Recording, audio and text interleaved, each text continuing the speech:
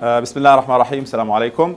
Welcome to English Poetry, an advanced course in English poetry and poetry written in English at the Islamic University of Gaza, Palestine. My name is Refaat Alareer. I have a PhD in English poetry, and I hope this journey is going to be an interesting journey into the nature of poetry, the elements of poetry, and what makes poetry. We'll talk about many things related to poetry, like I just mentioned, the nature of poetry, and also what makes poetry and how to approach and understand and analyze poetry, and hopefully we'll discuss these issues in our first class today. Okay, when we talk about poetry, we talk about a special kind of writing. Okay, so let's at the beginning talk about my main objective from this course. When you prepare a course, it's always good to have an idea in mind. Why are you teaching this? What do you expect the students, the participants to understand, to get? What are you going to equip them with? Personally, every time I teach a course, any course actually, I have one major goal in mind. I claim that I want to change my students' lives, hopefully to the better. Because I do believe, and this is, for many people, this is literature. What is literature going to change about me or in me or for me or around me? It doesn't put probably food on table. It doesn't, I don't know, make me rich. Although it does most of the time if you are a successful writer, especially if you are a novelist. So I say the first thing in my course is that poetry is about making us better human beings. Poetry is about improving the way we look at things, the way we deal with others, the way we deal with life, with difficulties, the way we deal with ourselves, the way we treat ourselves, the way we think about things. And probably I usually mention this, how poetry is self-expression, and you said this already before. How poetry is self-expression. There's something you feel, that the urge to get it out.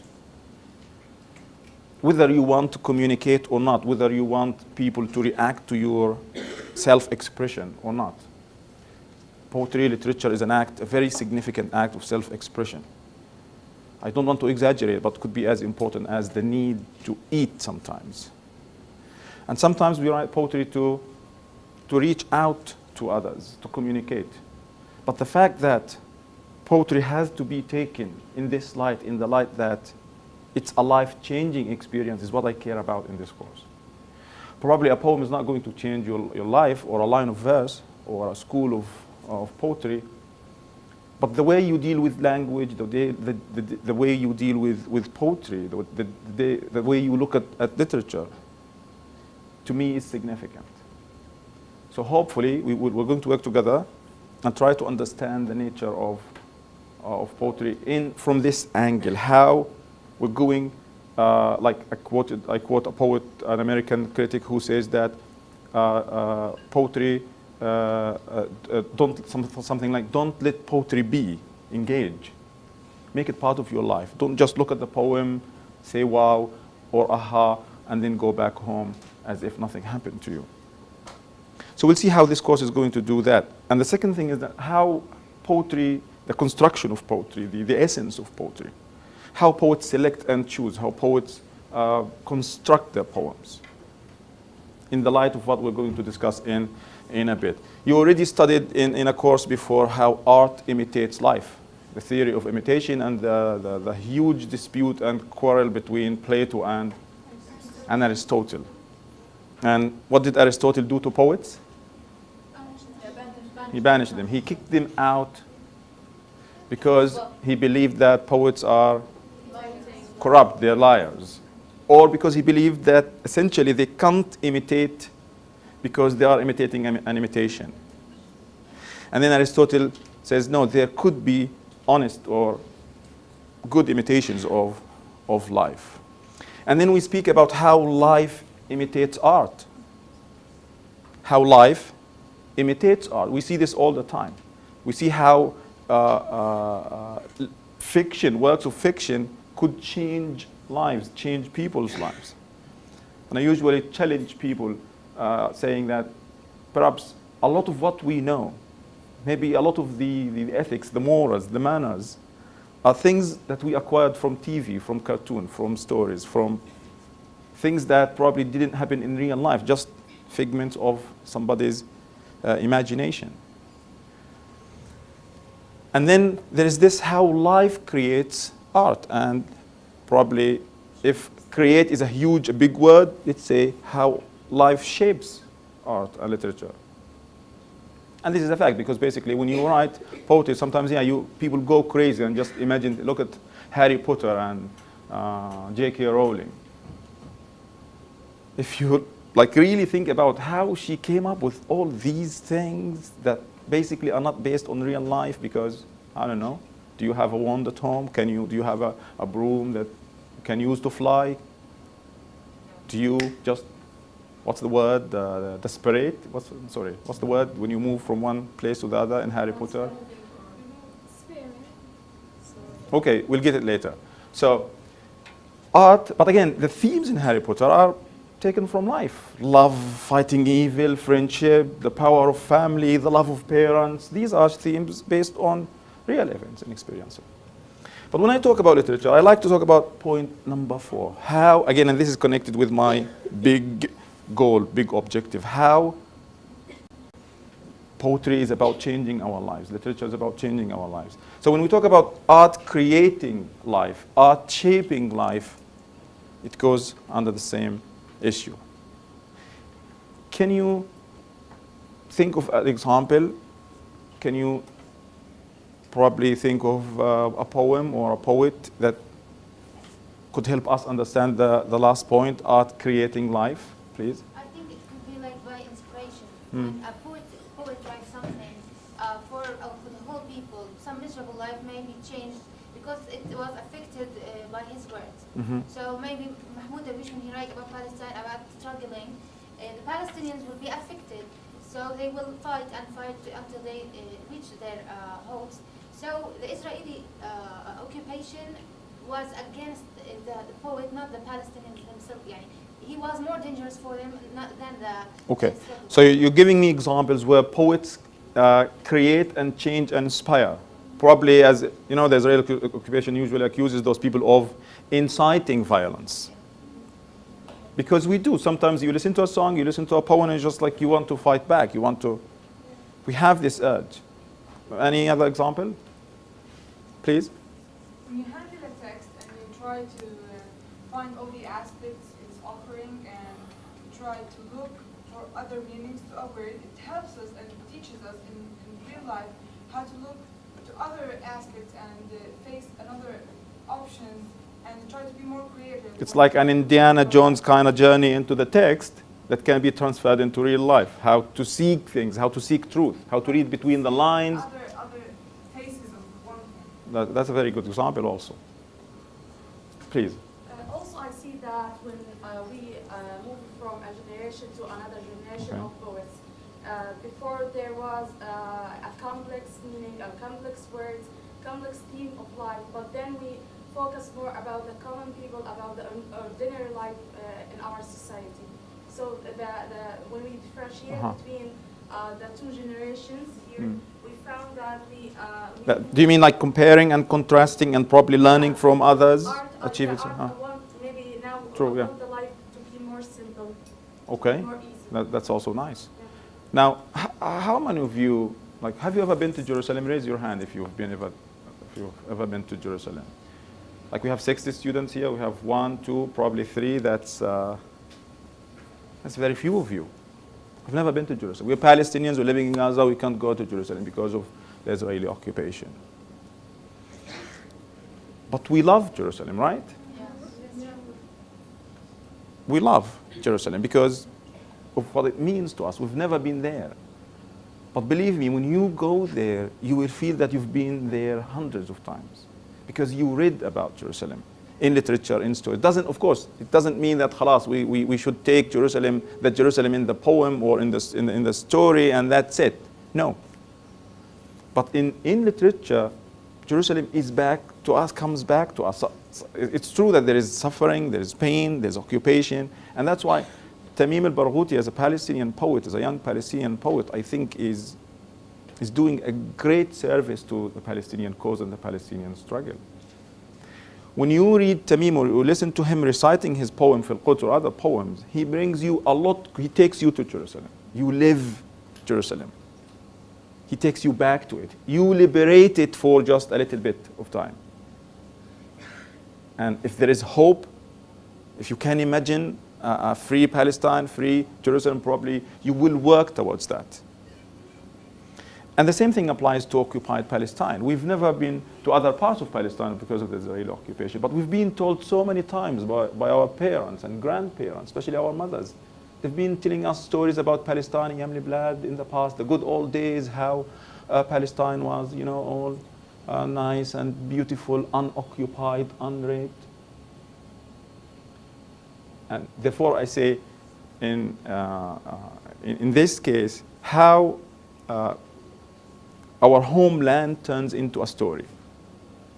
In reality, we can't have it, we don't have it. But it can turn into poems, into poetry, into literature, into stories. So our homeland turns into a story. We love our homeland because of the story.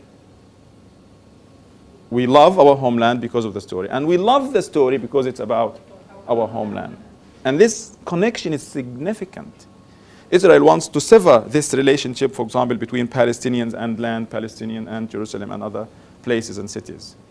And literature attaches us back, connects us strongly to Palestine. So in my imagination, in my thinking actually, this is a very significant thing that literature contributes to. Creating realities, making the impossible sound possible. In real life, again, because we are here in Palestine and Gaza, I'll be giving you examples from Palestinian and Arab literature so we can compare and make things clearer. We all know Fadwa Tuqan, the Palestinian poet, and please do not introduce her as Ibrahim Tuqan's sister. Let's talk about Fadwa Tuqan as Fadwa Tuqan. And then somewhere else mention that, and by the way, Ibrahim Tuqan was her brother. Let's not throw her under the shadow of a man, even if this is her brother who is a great poet. We can't deny that. So this is Fadwa Tuqan, a Palestinian poet, 40 years ago or 50 years ago, writing poetry. Well, of course, we always fall into this trap of saying she was arrested for just writing poetry. We do this so that even us believers in literature, why would Israel arrest somebody or put somebody under house arrest? She only wrote a poem. So we contradict ourselves sometimes. We believe in the power of literature, changing life as a means of resistance, a means of fighting back, and then at the end of the day we say she just wrote a poem. We shouldn't be saying that. Okay, so Moshe Dayan, an Israeli general, said that the poems of Fadwa Tuqan were like facing 20 enemy fighters. Wow. She didn't throw stones, she didn't shoot at the invading Israeli jeeps, military jeeps. She just wrote poetry. And I'm falling for that again. I'm saying she just wrote poetry. So this is how Israel, for example, is dealing with Palestinian poets. And the same thing happened to Palestinian poet Darine Tatur.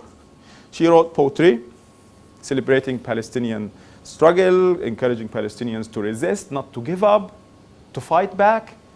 She was put under house arrest. She was sent to prison for years. And therefore, I end here with a very significant point. Don't forget that Palestine was first and foremost occupied in Zionist literature and Zionist poetry.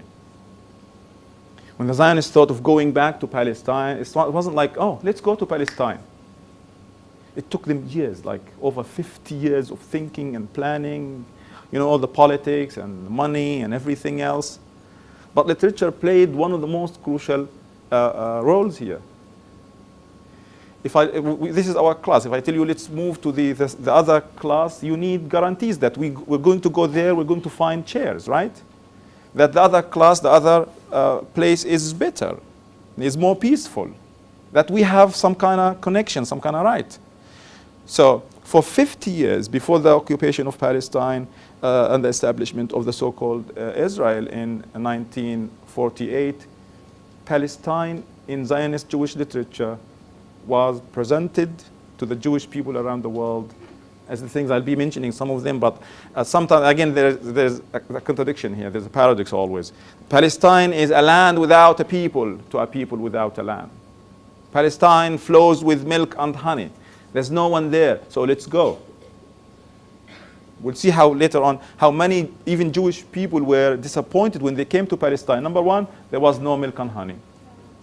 Because flowing with milk and honey is like you're just going to be groping around and milk and honey will be thrown at you.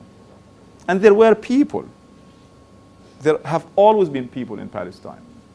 Okay, so these are examples of how poetry can be a very significant part of life. Okay, so this is my major point here. Let's see what Nadia has to say. Yeah. Should I go back? Go on. I remember I once read that some Jewish scholars came to Palestine to like investigate and see things, and one of them said Palestine is a bride indeed, but it's already married. Like when they found people. Because there were people here. So Palestine is a bride, but it's already married. Married to another man. There's a book called Married to Another Man, by the way. It's about the same statement. There are people here. But the fact that Israel worked hard to ethnically cleanse Palestine, to kick Palestinians out, first and foremost in literature, yes, in politics and everything, shows how significant poetry is. So again, to sum up, Palestine was occupied metaphorically in the poem, long before it was physically and militarily occupied in real life. So let's do the same. Let's fight back. Let's restore Palestine in our writings, in our poetry, in our stories. Okay, the other objectives, other than, I know the first objective is like dreamy. It's like, yeah, I want to change the world with a poem. But these are the concrete objectives I'm planning here. So we need to distinguish all forms of poetry, the forms, the types of poetry. We need to try to understand the development of poetic forms and types throughout time and place.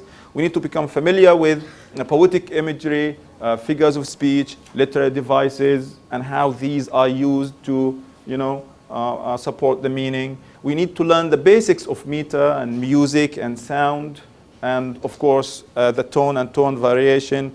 It's going to come somewhere else. We need to consider the relationship between the form, the shape, and the meaning.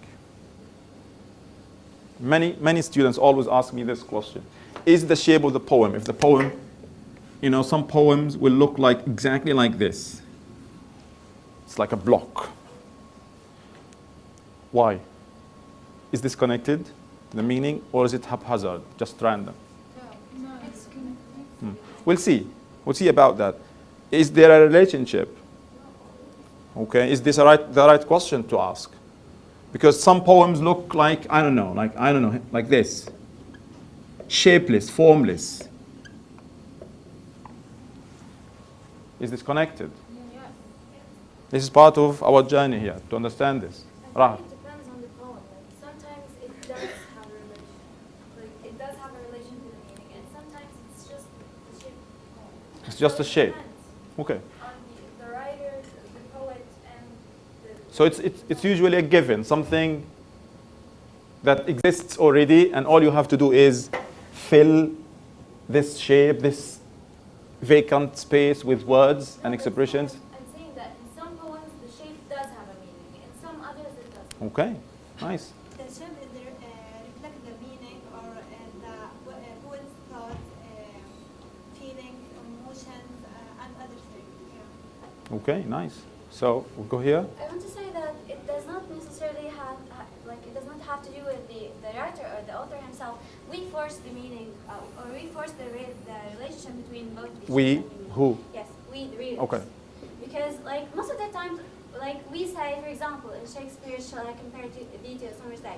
We started to, to examine the feminism part of Okay. talking, Shakespeare talking about his beloved one or something. So I believe that we force this meaning.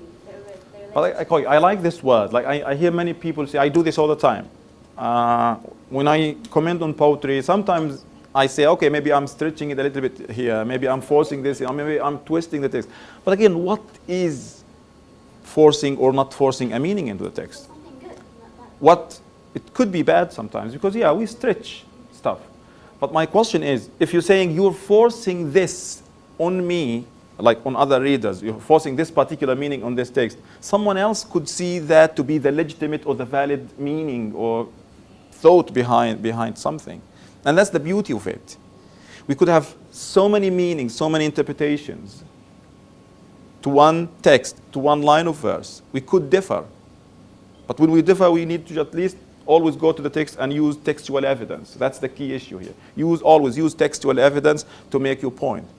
If you're saying Shakespeare started, like you gave the example of Sonnet 18, shall I compare thee to a summer's day? If you want to compare the beginning and the ending of the story, how Shakespeare started kind of begging. How is he begging? You could say, for example, I don't see it. I don't think Shakespeare is begging here. I don't think he is, you know. And then you say, number one, look at the question form. He's not taking things matter-of-factly, saying, I will compare you or thee to a summer's day. There's a question here. So that's possible. I think the form here, the question form, could be a piece of evidence to support this particular argument. But then you say, for example, and how the whole poem ended with Shakespeare assuming his masculine authority at the end when he was so affirmative. And always, we'll talk about this. Of course, there's no always here. But when you read a poem, you need to always connect, not always again, to connect between the beginning, the opening, and the ending and how things go. In the beginning, there is this, sweet, cool, nice way of begging somebody or at least to listen to you. Shall I compare thee to a summer's day? Rhetorical question, because he doesn't wait for the answer. Where's the woman? Again, going back to women. Maybe Rahaf is going to say, like, where are the women? There's no woman here. But because there's poetry, it's not a dialogue. So we're going to comment on this. But again, how the same poem ended with, so long as men can breathe, very affirmative, very assertive. This is so Shakespeare.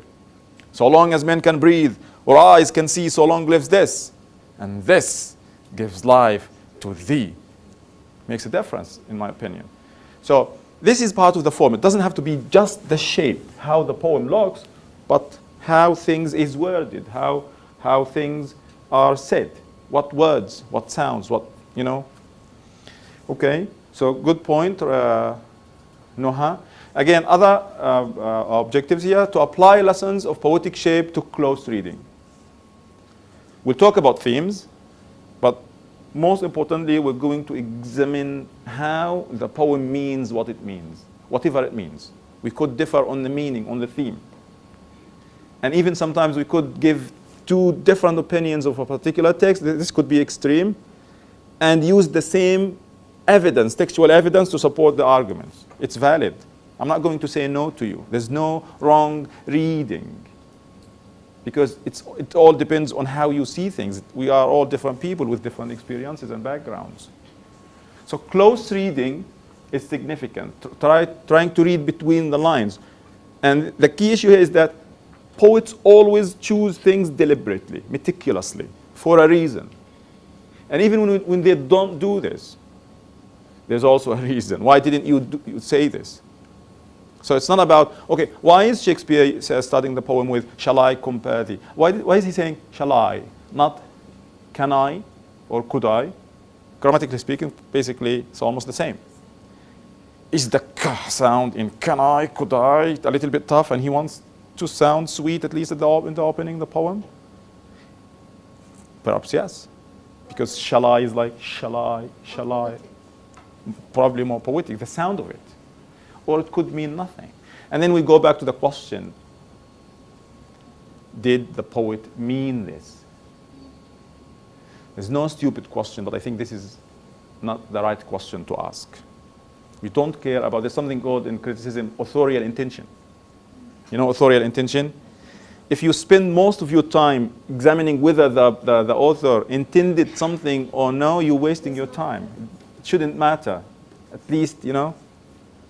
Yeah, it's sometimes important to try to understand. I say that the worst people who talk about poetry are the poets themselves. Not all of them, but sometimes, you know, what? Why are you reducing this fascinating poem into this particular meaning? I find myself usually ignoring what poets say about their poetry or authors say about their stories.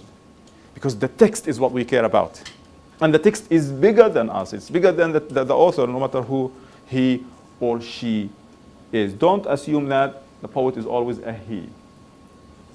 We're going to highlight the importance of time and place, as you know, like for example, as Palestinians here, time and place is significant to us. For the Romantics, time and place, you know, are significant also, because they're deeply rooted,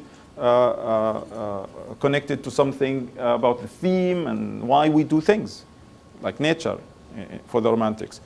To examine open forms and to examine poetry as a means of resistance, not only resisting, like enemy occupiers, like Palestinians are doing, like the Irish people, like people in South Africa, in Asia, in India have been doing or have done already, but also resisting norms and traditions, resisting customs sometimes, trying to turn a whole world inside out and upside down.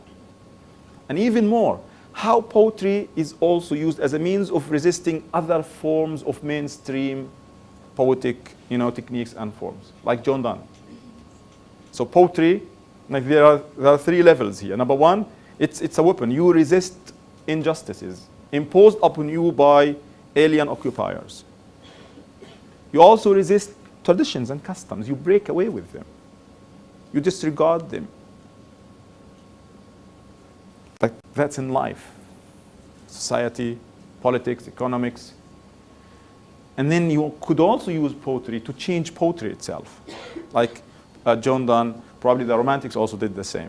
Again, to learn and to compare different poets and different poems. You will be studying comparative literature next semester. So let's start from this course to learn how to connect between different poems, different poets, different ages, different places, to find similarities, dissimilarities, and see how different people say the same thing. And finally, and don't be intimidated here, because this is totally, I know you're not native speakers, you could find it difficult to write poetry, so this is totally optional. Part of the assessment is writing poetry. And we're going to do this by learning to write parodies, by imitating other poems, other poets, by playing on other lines of verse. Okay, so for example, instead of when we study Wordsworth's the daffodils, we could play on the fact that he's, you know, wandering lonely as a cloud. I wandered lonely as I don't know what, a piece of pizza that people keep pushing from plate to plate. And then you'll find it, wow, I think I can do something with this poem. So we're good, but again, that doesn't mean that parody is just this light form of poetry. Parody is a significant form of poetry. We'll see this later on. And hopefully, we're going to try to write original poetry. Original poetry means your own. So I know Amna writes poetry already. Some of you, Nadia, Rahaf already wrote poetry, and Noha and other people before wrote poetry. So let's write more. Remember we said this is about changing lives. Probably a poem you write now could change somebody's perspective, ideology in 5, 10, 15, 100 years. Okay, questions? Suggestions? Please. So I expect you to do these things, to have these things in 4 months, among other things. But again, this is very flexible. We can change and add way like. We're going to read and write poems exploring lyrical, narrative, dramatic, and other devices, subject matters. We're going to write assignments, including reflections, parodies, and responses. You're expected to engage in this. But again, part of this, we need to develop critical reading, analytical reading of poetry. If we can analyze poetry, we can analyze everything. So this is going to help us to equip us with the skills to critical and analytical reading of everything, hopefully. And finally, I want to emphasize this, to write original poetry. Hopefully, we're going to have like 10, 15, 30, maybe 50 poets at the end of the course, if I am very ambitious. Okay, how am I going to assess you? This is the suggestion here. And again, look at this optional 20-mark assignment. It's totally optional. You don't have to do it if you are intimidated, but believe me, just remove the negative idea you can't write poetry, and hopefully with the exercises we're going to be doing in class and online, you can write poetry. So we'll have 10 marks for participation and attendance, 20 marks for online assignments on our Facebook group. We'll have to write about 7 responses to 7 different poems from 7 different schools.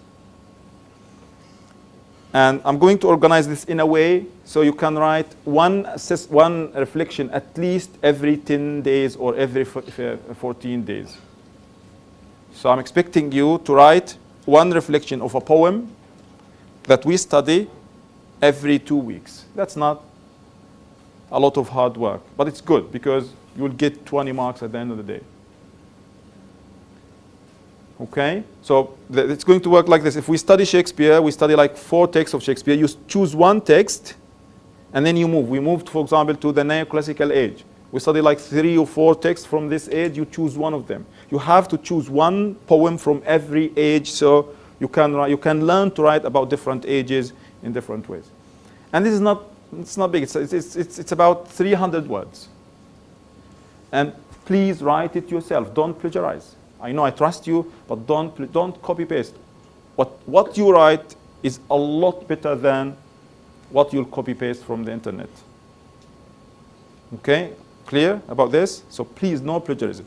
I'll give you examples later on of how to do the. It's just this big, yeah.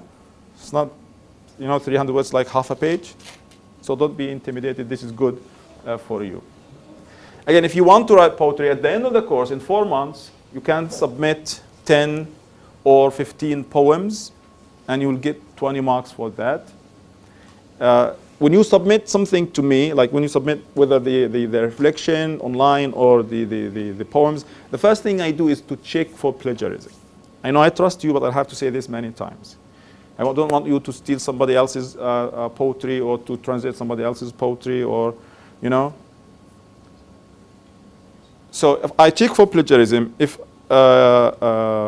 I know it's for certain it's yours, I'll give you the minimum mark just as a thank you for submitting this, 12 marks.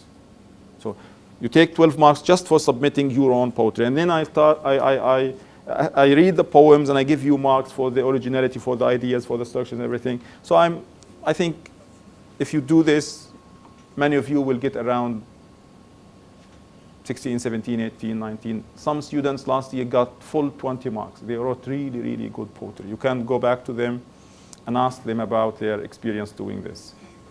I know some students are intimidated by this. Believe me, writing English poetry, no offense to English, sorry Shakespeare, is a lot easier than writing Arabic poetry. All you need to do is just give it a try. Give it a try. Okay, midterm, 20 marks. If you do the poetry, final exam is going to be out of 30, which is good. If you don't do this, totally optional, I'm not going to judge, 50 marks. And finally, I'm suggesting a bonus project creative initiative, anything you could think of. For example, I suggested to the other group, like, I don't know, like 5 of you could select like 100 lines of verse from English literature and writing their translation and posting them, organizing, liaising with Majlis al-Tullab and those guys in charge here with the department, and sticking them around campus here.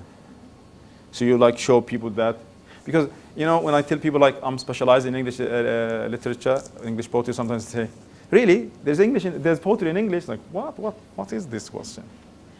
Sometimes we hate it when people from America or Europe say, you have internet in Gaza? It's like, what? We're not from the Stone Age here. Sometimes we do the same. Like, is there poetry in Hebrew? Of course. Is there poetry in English? Of course, there is poetry in English.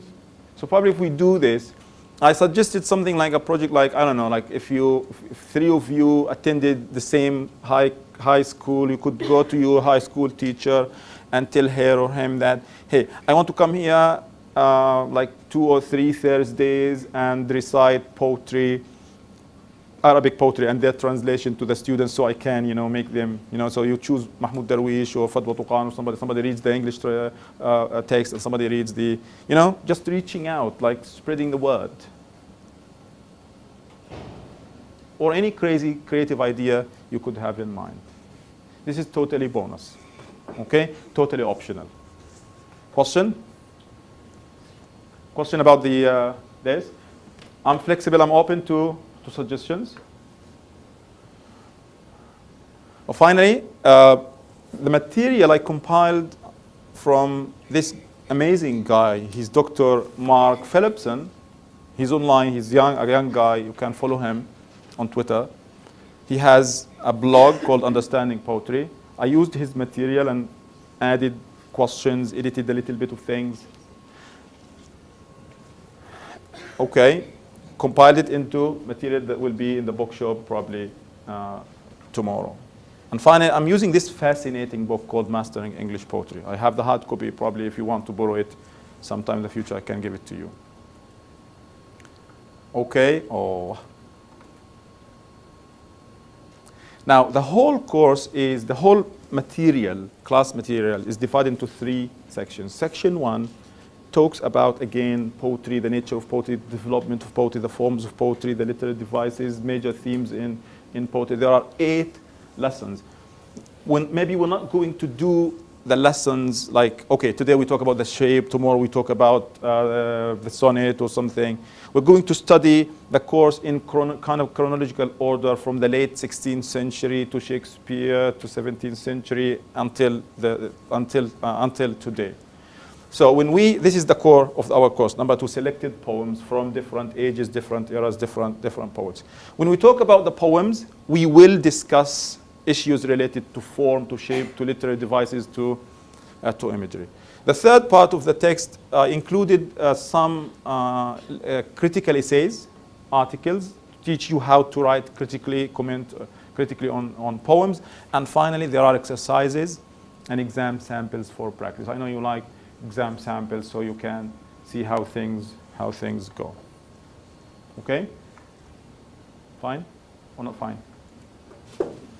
Finally, to end the first part, there's this poem by Ali Abunimah that I really love very much. This was the unseen poem last year in the exam.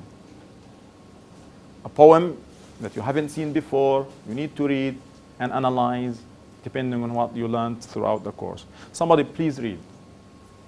I never filled my suitcase with the remnants of the sky, nor forgave the naked onion because it made me cry, nor clothed the newborn desert with the birthmark in my eye, nor raised 1,000 voices with the stillness of my sigh.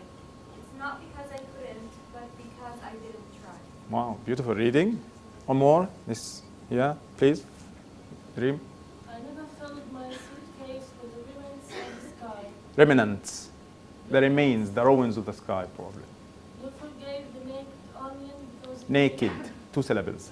Naked onion, the naked onion because it made me cry. No clothed the newborn desert with the birthmark in my eye. No raised 1,000 voices with the stillness of my sigh. It's not because I couldn't, but because I couldn't try. What do you think of this poem? This is an English poem, very short. Written by Palestinian writer, intellectual Ali Abunimah. He's the co-founder of the Electronic Intifada, one of the great guys. Yeah? What do you think? Can you find something nice, attractive, different, beautiful, poetic? Yeah? Is there a line you like, an image you like, a metaphor you like? How does the poem make you feel? How would you engage with the poem? Please. I think that it's very short, yet it's packed with meaning. And this is something that I really love in poetry in general. The concision, the poetry is very condensed. It says so many things in so little words. I love how, I don't know, he tried to relate to some aspects of, as you said, if he's Palestinian, he tried to relate to some aspects of. And this is why, okay, let me interrupt, sorry. That's why sometimes it's sad to know, to start analyzing the poem from the poet or himself or herself. So if you don't know that this is a Palestinian, you could have said many things. It doesn't mean what you're going to say is irrelevant. But the fact that you know that this is Palestinian, you want to relate this to Palestine, and this is a kind of forcing that you just mentioned, Noha. It doesn't mean it's bad, but we do this, yeah. I love the fourth line, nor raised 1,000 voices with the stillness of my sigh. I believe that, I don't know, the contradiction in the line is. There's a paradox between sigh and raising. Yeah, I don't know, it's just very catchy. What is he saying? Line 4. Nor raised 1,000 voices with the stillness of my sigh. I think, I don't know, it's just very powerful. We can relate to it as Palestinians. What do you understand from line number 4? Nor raised, look at the title. The title says regrets. Nor raised 1,000 voices with the stillness of my sigh. Please? Maybe the poet wants to describe his pain, how he's a pain and suffered from many things as a Palestinian poet, yeah. And he wants to far away to another, yeah. He become with this aspect, become with this word to reflect other thing or to far away to another meaning or to describe his okay. thought or Palestinian. Okay, but when he says 1,000 voices, he says, I didn't raise 1,000 voices with what? With the stillness of my sigh. A sigh is usually inactive, passive. Is he suggesting that even a sigh can be a weapon, can be something you use to fight back, to resist the pain, the suffering you just mentioned here, to change the reality?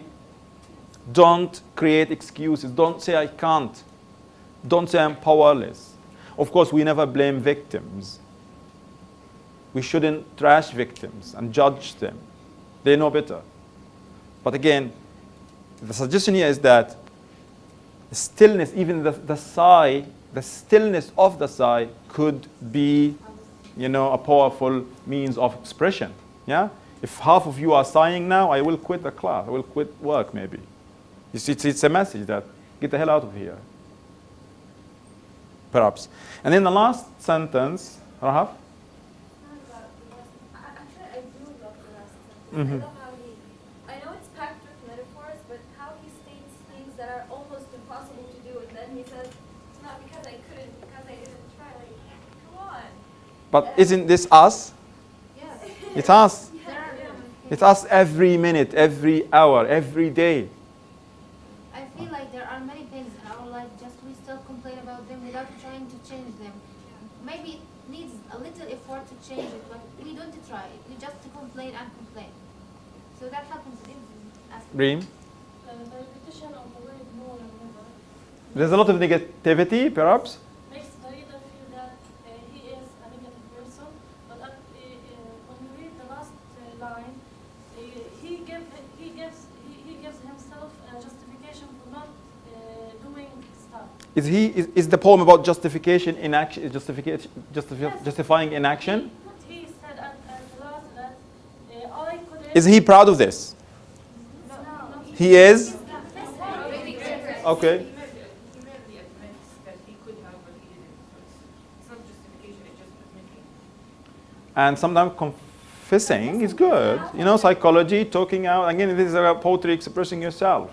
If you keep lying to yourself, keeping things to yourself, it's not going to help. Getting it out, just getting it out. Can I say something? Okay. They always say that confessing or admitting that you're doing something wrong is half of the, like you crossed half of the way to healing or to solution. So I believe that this is what he's doing here. He's giving you, or he's confessing his problem so that we can maybe do something about it. Starting from expressing yourself and taking things from there. When we're Haya? in a state of regret, we exaggerate things and we believe that we could have done everything, but we haven't tried. But actually, even if he tried, he wouldn't be able to raise 1,000 voices with stillness. Of course, alone he can't do it. Alone, he can't do it. But here he's saying that I should have done this. And then I think we should have done this. My voice, your voice, her voice, somebody else's voice. And then you have the 1,000 voices raised. If you keep it to yourself, it's not going to help. Now, okay, the idea about urging people to try, urging people to do whatever you can to change is probably the theme of this poem. Anything related to the form, the words, the choice, the diction, the sounds, the rhyme, you find interesting. Like Reem said, there is a repetition of never, no, no, no, not. A lot of negativity. See? This is how, what I say, like how the choice of words. Hatta even here, look at the no beginning the sentence. It's just thrown into your face. What else do you notice other than the negativity? Please. The tense of the verbs, all the verbs are at past simple.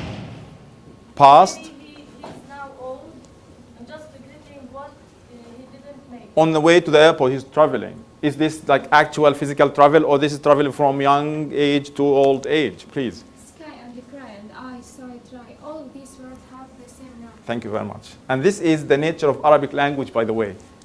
Having the same rhyme, basically. I, cry, I, sigh. I. And look at the sound, not A, Roseanne, it's I. No, I mean, like we say in Shakespeare, Okay, yeah, okay. So this is going A. I like this connection between English and Arabic. When we write English poetry, we don't usually do this, but this is masterfully done by Ali Abunimah. And look at the sound, like sky, cry. He is actually, this is like part of the sighing here. He is sighing here. He's not suppressing his, anger, emotions, negative feelings probably, feeling of helplessness. He's getting it out there by the poem, but also here he is sighing. He said, I didn't even sigh aloud, but he's doing it here. And I like how the poem, and I usually ask this question, is the poet going to change? I know Ali Abunimah, of course he's going to change. But the poet here, assuming that we don't know Ali Abunimah, is the poet going to change? What do you think? Can you give evidence from the text? Of course, you could say yes, you could say no. It's up to you. Yeah. I don't think that he is going to change. He's just regretting what he didn't do at the past. Okay, nice. What's your evidence from the text? He used the past in all verbs. Either in couldn't, he didn't use I can or it's just. Yeah, he could have said I, but because I don't try. He said I couldn't. But probably, don't we say like the past simple is about something that happened in the past and finished in the past, finished actions in the past? Yes, it has finished. So, is he now doing the opposite? I don't think that he will change. As Haya said, the poet here is in a state of over-exaggerated regret. So I think, like, because even all the examples he mentioned are kind of not that easy to try and succeed in. So like maybe when he is in a more reasonable state, he will realize that why regretting not doing those things. They're not. Are you saying like, because he's even giving examples of doing the impossible? Doing the impossible? Like clothing the desert, for example? Yeah. But doesn't this like usually reflect what when we engage in something, usually people look at things we want to do as the impossible. Could be something normal, natural, like doing our rights. Like now tell somebody, I'm planning to travel outside Gaza. You know, the travel, the siege, the borders and everything. People are like, it's like, what? You're doing the impossible. How? It's almost impossible. Very few people can travel here. So it depends on how you look at things, if you see what I mean. Like for others, for me, this sounded like clothing the desert. But all I had to do was raise my voice, was speak up, was talk, at least sighing. And the very act of writing the poem, Islam here, the very act of writing the poem is part of the fact that he is willing to change. At least if it's too late for him, because he's old, using the past simple, he is traveling, he's moving, at least for us, it's going to inspire us, it's going to change us. Please. I think he is going to change because he said, I'm going to the way to an airport. He didn't say to the airport. He just don't know which way he's going to. But I love this. Does it make a difference between an airport or the airport? The airport, he knows his destination. But here he is being adventurous. Thank you. What's your name? Ihsan. I'm giving you 1 mark for this remark. Ihsan. He's going to an airport. So he's going to keep driving until he feels that this is where he's going to go. His destination. Not the airport. The airport, he knows where he's going. And this act of being adventurous is very poetic. 1 more. Please. I think using the past tense, it's a message from him to leave like past in the past, and like he's saying that the future is ahead of him. Okay. I want to comment on one thing. Probably we can take this online because we need very quickly. Should I compare between Arabic and English? Yeah, sure. He will change because it's nothing is bad.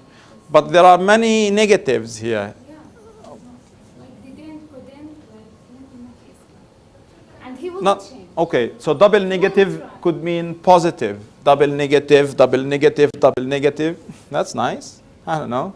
It doesn't work here this way, but again, if we stretch and force things, it could work. So this negative takes this one. This takes one. This one. This one. I think we still end with 1 negative here. So I don't know if that works. I like how the poem even starts with I, the same sound. And it ended with I. Creating the vicious, thank you, Nadia. The vicious circle. Is he going in a circle? Probably you can follow Ali Abunimah on Twitter and ask him, Ali, have you changed? Don't ask him if he meant it or not. The text is more important to me than Ali Abunimah. I hope Ali Abunimah is not watching this because he's a friend. I think that usually the image, the vicious circle, could give an indication that probably he's not going to change. But again, if in an exam, I ask you, this was the unseen poem last year. طبعا كانت طول السنة. It's on the first page of the book. And it was in the unseen poem, and the students like, we saw this poem before. Where? It rings a bell. So if you say that, I believe he's going to change and give evidence, you take marks for that. I'm not going to say wrong. If you say, I don't believe he's going to change, and you give, the key issue is to give textual evidence from the poem, from the text. Show me where this, like here the idea, Hassan mentioned that he's being adventurous. He just wants to, to be unpredictable. He's going to an airport, not to a particular place. He's probably free. Please do. The image I got in mind is that he's like a grandpa who's dying, and he's gathering all his grandsons and sons and tells them that, guys, I regret doing this in my life. So don't do this. So the idea of change is not possible. I got it also from the word airport. Maybe like it's an airport from moving to life to another. Metaphorical. It's like a station. He's moving from one place to the other. طيب. We'll stop for 1 minute. طبعا طولنا شويه في الحكي في النقاش وكذا. Probably we can control ourselves next class. بس بدي اغير من سلايد لسلايد ابو الحسن ونبدا. I like your idea. Like the airport is not an actual airport. It's a station in life. It's a place in life.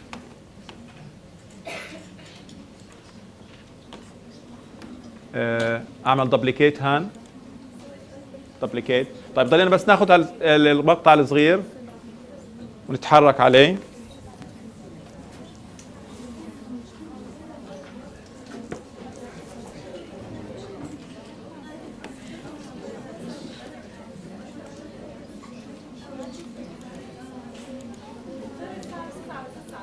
اسكتي.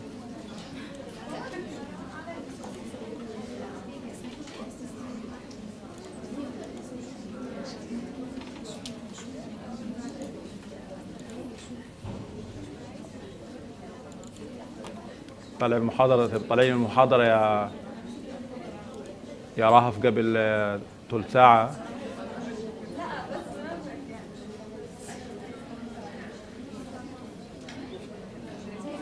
Okay.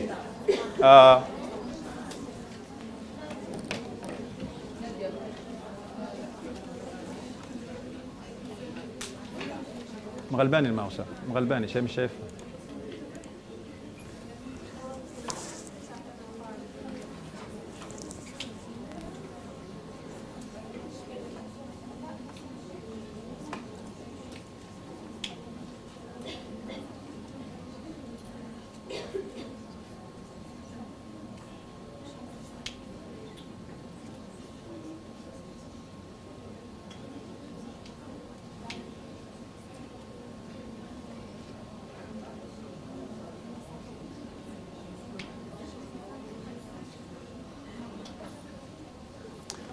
Okay. Okay, let's have this exercise before we end today's session. I'll give you 1 or 2 minutes maximum to try to list 3 reasons why you like poetry personally. What you like about poetry probably. Just be very brief. And the second question, can you list reasons why you think poetry is different or difficult? Why is it different from other forms of writing? Take 1 minute, listen very quickly. Why you like poetry, why you should like poetry, why we should like poetry, why it is important.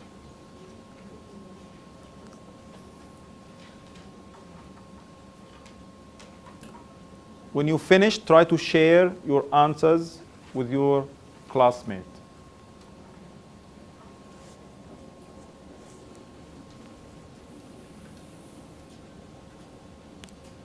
Okay, finished.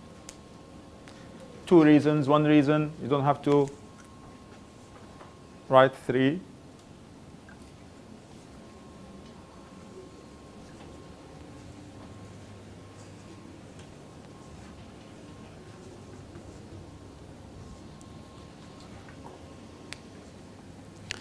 Move to the second point.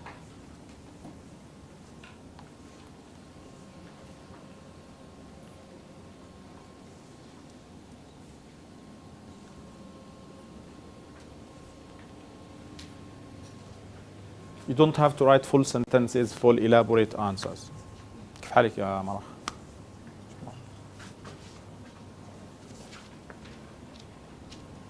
والله على المكتب الساعة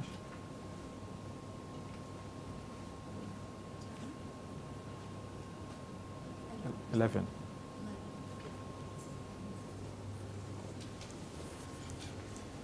Okay. Could you please at least have a peek on your friends' answers? Can you talk? See if you have the same answers, different answers, same ideas, different ideas.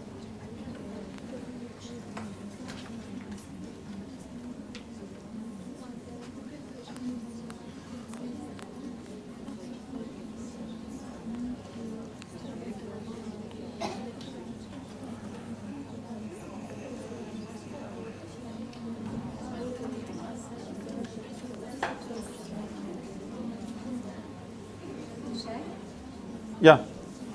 Okay. Somebody, did you check your friends' answers? Do you have the same ideas, similar ideas, different ideas?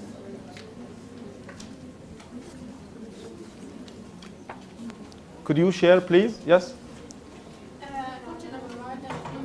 Write down 3 reasons why you like poetry. Number 1, because it expresses our feelings. And number 2, I think that poetry gives us a sense for the life and without me. Wow, I like this expression. Gives us a sense, probably a sense of direction in life. Yeah, and without poetry, there is no meaning for the life. Okay, that's too much, too extreme. Without poetry, there's no, I would say without pizza, there's no meaning for life. But you know, we could differ here. I like your ideas. Please, Sarsawi. I like it because it's like a speaking picture with this end to life. Thank you very much. There's this thing of animating life, animating experiences. Please. Because it is not less than any piece of art, like it is beautiful as a beautiful as Oh, nice. Or is it as beautiful as, or probably more or less? More. Equally important. or even more. Sometimes more. Nice way of putting it. I like how poetry is not always clear and how it's usually metaphorical, so it makes you think, it makes you weigh the chances. Thank you very much, Rahaf.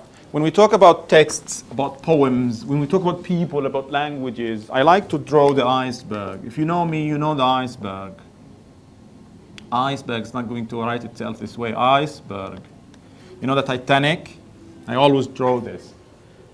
There's always a little bit of tiny, the tip above the surface.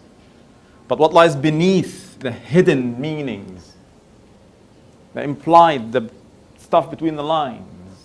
And this is, again, the fun of it. The deeper you go, the more meanings you find, the way you connect things. So poetry sometimes is not about what it says, it's about what it doesn't say. And that's the beauty of it. More? I see that it's somehow musical, so I like music, so this is how like it soothes the soul. And also I feel that when you read poetry, you feel that you just spelled your heart out and you Thank can you. feel everything. Like I just Thank want you. to say this, and you just said it. And the one last point is that I read poetry because it makes me jealous, because I cannot really write the way that. So just you want to urge yourself to write poetry, you read more poetry. Why is poetry difficult or different? I don't. It's not. In my opinion, it's challenging. It's beautiful. Like there's a challenge of reading. It makes you different. Makes you special. Why is it different? What makes it different, please? Because it's short, so when Not all poems are short, but basically, yeah. In this course, I've selected like short poems. So So the same poem, everyone will read it, but the poem touch us in different ways depending on our life and our situation. okay, nice. The size of the text. It's not a long text story or novel, Because not everybody can understand the hidden meaning of the poetry. of course. And this is the challenge. You want to work harder, to read more, to connect things in different ways. I think that not anybody can write poetry. You should have language, know the grammar, and sometimes, And also, not the language, the grammar, also the culture and the references and the connections and the allusions. sometimes you know what you feel, but you cannot explain it, or you cannot make the one that you want to tell them Possible. understand what you want. Possible also. More, please. Because poetry concerns to draw a picture, but without colors, just with words, with the smallest details you have to tell. The last exercise I want to do, I want you, again, to write down, jot down the words or expressions that come to your mind when we say poetry. The things related to poetry that come to our mind. Just words. You don't have to write full sentence. Words, phrases, maximum 3-4 words. You know, the shades, the connotations. When somebody says poetry, I'm studying poetry, there's a poem here. Somebody's a poet. What comes to your mind?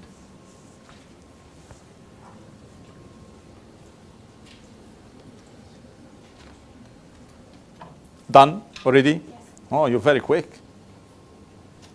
Write 1, 2, 3, 4, 5 things. How many things have you listed? 4. Nice. 3? This is 3. Okay. Please give me the words you wrote down. One word, one. I'm not asking you to define poetry. Just what are the words, the phrases that come to your mind when you think of poetry, when somebody says poetry or poet? Please. Rhymes. Rhyme, excellent. The tone? Okay, tone. Listen, rhyme is particular to poetry, but tone could be anywhere. But yeah, there is the issue of tone. Rhythm. The rhythm. Alliteration. Alliteration. Metaphor. We could find alliteration somewhere else, but yeah, poetry. Metaphor, thank you. We could also find metaphor somewhere else. Create. Creative. There could be creativity somewhere else, but Personal experience. personal experience. Very good. Telling secrets. Telling secrets, possible. Sometimes we reveal ourselves in ways we don't do anywhere else. We can sing it. Can be sung. Nice. I think the word friends because The word? friends. Because Friends? Always my friends inspire me to write poetry. That's nice. Take the inspiration from That's nice. If you find inspiration with, I know all friends are horrible these days. So if you have good friends to inspire you, to urge you to write, to encourage you to write, you're lucky. Okay? Delicacy. Oh. Beauty. Beauty is truth. Truth, beauty. Hypocrisy. Yeah. لم ترى أن الشعراء وأنهم يقولون ما لا يفعلون. That's the poets in the Quran. في كل واد يهيمون. Different emotions. Romanticism and exaggeration. One word, yes. What's that? Probability of meaning, meanings. Okay. We'll wrap this up and finish with this list. You mentioned many of the things I already prepared here about poetry. Somebody read the list. One, this doesn't include everything. Please. Rhyme, rhythm or music, imagery, literary devices like metaphor, simile, personification, irony, divided into lines or stanzas. The lines, the stanzas, the particular structure and shape. Yep. Feelings and experience, difficult. Some people say it's difficult. Not necessarily, but it's a challenge sometimes. Condensed, sometimes. You know, condensed, saying so many things in very few words. More is less in poetry. Brevity is the soul of wit, the soul of poetry. More.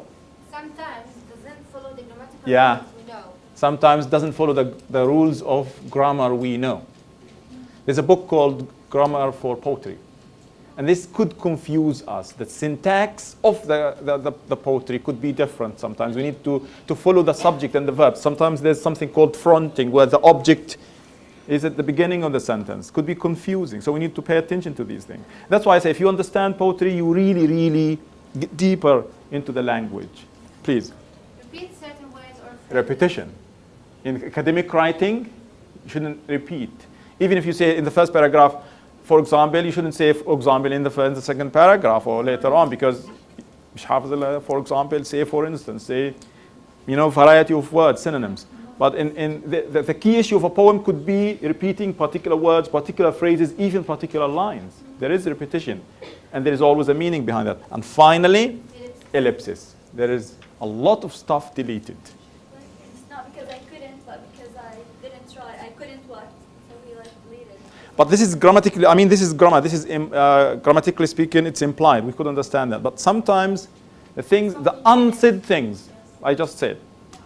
If it's there in the poem, it's there for a reason. If it's not there, it's not there for a reason. Sometimes the poem could be about what's not said, rather than about what is said. Thank you very much. I'll stop here, and we continue next week. Please enjoy the weekend. يعطيكم العافية. If you have questions, you could stay for 1 or 2 minutes.